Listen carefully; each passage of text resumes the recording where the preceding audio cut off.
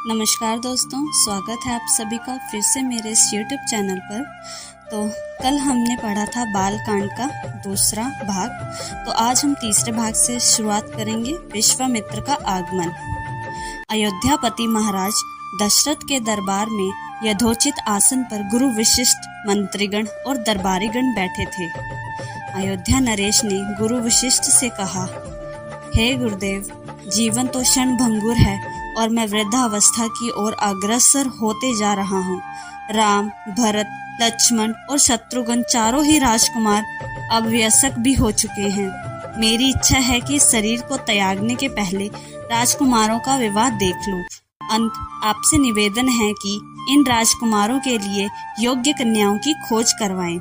महाराज दशरथ की बात पूरे होते ही द्वारपाल ने ऋषि विश्वामित्र के आगमन की सूचना दी। स्वयं राजा दशरथ ने द्वार तक जाकर विश्वामित्र की अभ्यर्थना की और आदर पूर्वक उन्हें दरबार के अंदर ले आए तथा गुरु विशिष्ट के पास ही आसन देकर उनका यथोचित सत्कार किया। कुशल क्षेम पूछने के पश्चात राजा दशरथ ने विनम्र वाणी में ऋषि विश्वामित्र से कहा, हे मुनि श्रेष्ठ, आपके दर्शन से मैं कृतार्थ होगा तथा आपके चरणों की पवित्र धूलि से यह राज दरबार और संपूर्ण अयोध्यापुरी धन्य हो गई। अब कृपा करके आप अपने आने का प्रयोजन बताएं। किसी भी प्रकार की आपकी सेवा करके मैं स्वयं को अत्यंत भाग्यशाली समझूंगा। राजा के विनयपूर्ण वचनों को सुनकर मुनि विश्वामित्र बोले, हे राजन, आपने अपने कुल की मर्यादा के अनुरूप ही वचन कहे हैं। ईक्ष्वाकु वंश के राजाओं की श्रद्धा भक्ति गो, ब्राह्मण और ऋषि मुनियों के प्रति सदैव ही रही है। मैं आपके पास एक विशेष प्रयोजन से आया हूँ। समझिए कि कुछ मांगने के लिए आया हूँ। यदि आप मुझे वांछित वस्तु देने का वचन दे दें तो मैं अपनी मांग आपके सामने प्रस्तुत करूँ। आपके वचन न देने की दिशा में मैं बिना कुछ मांगे ही वापस लौट जाऊंगा।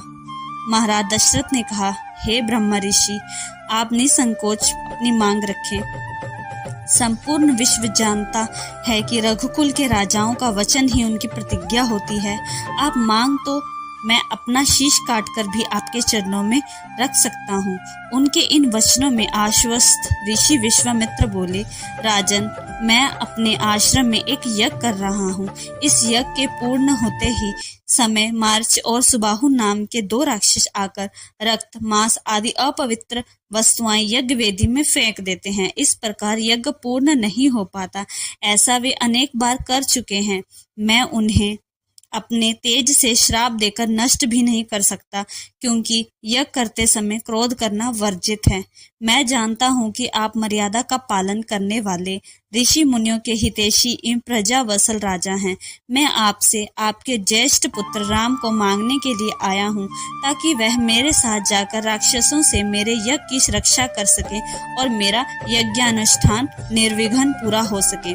मुझे पता है कि आप राम आसानी से साथ उन दोनों का संहार कर सकते हैं। अंत केवल 10 दिनों के लिए राम को मुझे दे दीजिए। कार्य पूर्ण होते ही मैं उन्हें सकुशल आपके पास वापस पहुंचा दूंगा। विश्वामित्र की बात सुनकर राजा दशरथ को अत्यंत विषाद हुआ।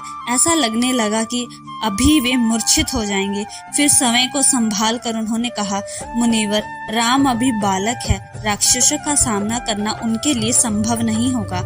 आपके यज्ञ की रक्षा करने के लिए मैं स्वयं ही जाने को तैयार हूँ।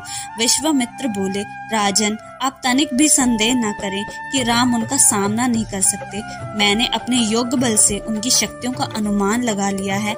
आप निशंक होकर राम को मेरे साथ भेज दीजिए। इस तरह राजा दशरथ के उत्तर दिया, हे मुनि ऋषिश्रेष्ठ, राम ने अभी तक किसी राक्षस के माया प्रपंचों को नहीं देखा है और उसे इस प्रकार के युद्ध का अनुभव भी नहीं है। जब से उसने जन्म लिया है, मैंने उसे अपनी आंखों के सामने से कभी ओझल ही नहीं होने दिया। इसके वियोग से मेरे प्राण निकल जाएंगे। आपसे विनय है कि कृपा करके मुझे सैसन्य चलने की आज्ञा दे। पुत्र मोह से ग्रस्त होकर राजा दशरथ को अपनी प्रतिज्ञा से विचलित होते देख ऋषि विश्वामित्र आवेश में आ गए। उन्होंने कहा, राजन, मैं नहीं जानता था कि रघुकुल में अब प्रतिज्ञा पालन करने की परंपरा समाप्त हो गई है। यदि जानता होता तो मैं कदापि नहीं आता। लो, मैं अब चला जाता हूँ। बात समाप्त होते होते उनका मुख क्रोध से लाल हो गया। विश्वामित्र को इस प्रकार क्रोध होते देखकर दरबारी एवं मंत्रीगण भयभीत हो गए और किसी प्रकार के अनिष्ट की कल्पना से वे कांप उठे।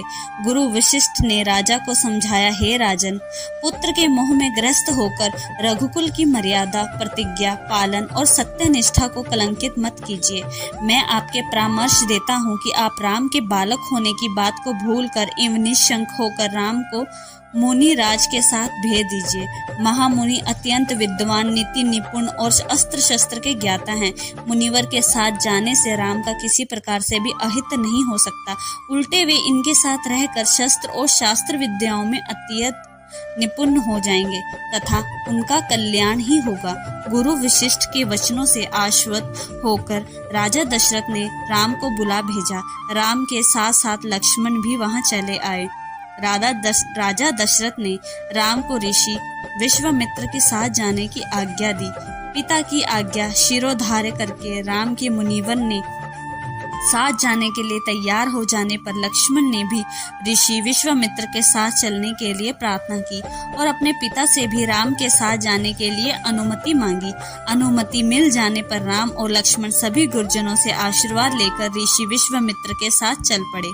समस्त अयोध्या वासियों ने देख के मंद धीर गति से जाते हुए मुनि श्रेष्ठ विश्वामित्र के पीछे पीछे कंधों पर धनुष और तरकस में बाण रखे दोनों भाई राम और लक्ष्मण ऐसे लग रहे थे मानो ब्रह्मा जी के पीछे दोनों अश्विनी कुमार चले जा रहे हों। अद्भुत कांति से युक्त दोनों भाई गोह की त्वचा से बने दस्ताने पहने हुए थे।